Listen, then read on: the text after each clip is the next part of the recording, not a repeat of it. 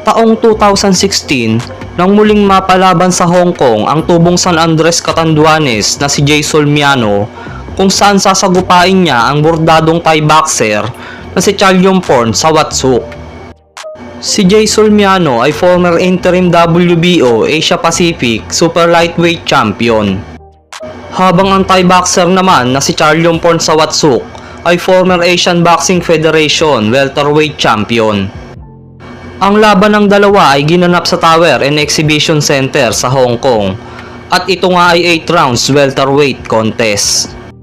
Bago ang salpukan ng dalawa ay may impresibong kartada si Chalyongporn Sawatsuk na 17 wins, 1 loss at may 13 KO. Habang ang ating kababayan naman na si Jay Solmiano ay may kartadang 18 wins, 3 losses, 1 draw at may 14 KO. Halina at ating tunghayan ang kakaibang estilo ng ating kababayan na nagpabagsak sa kalaban.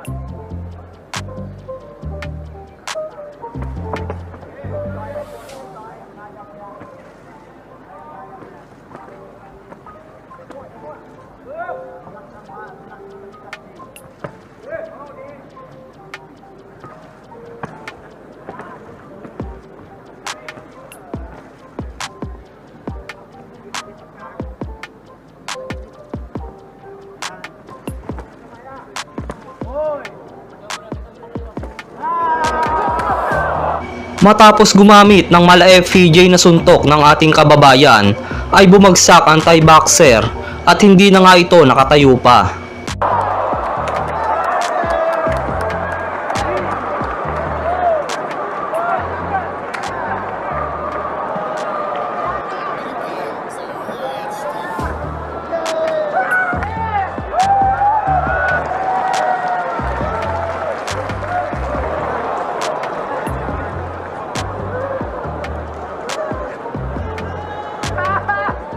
Dahil doon ay panalo si Jay Solmiano via first round knockout.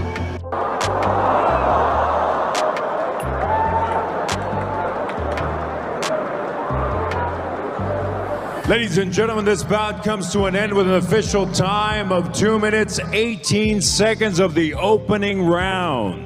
Your winner, by way of knockout, fighting out of V2 Boxing Gym, Hong Kong, Rapido, Jay Solmiano. Matapos ang panalong iyon kontra kay Sawatsuk, ay hindi na nga muling lumaban sa boxing si Jay Solmiano at tuluyan na itong nagretiro.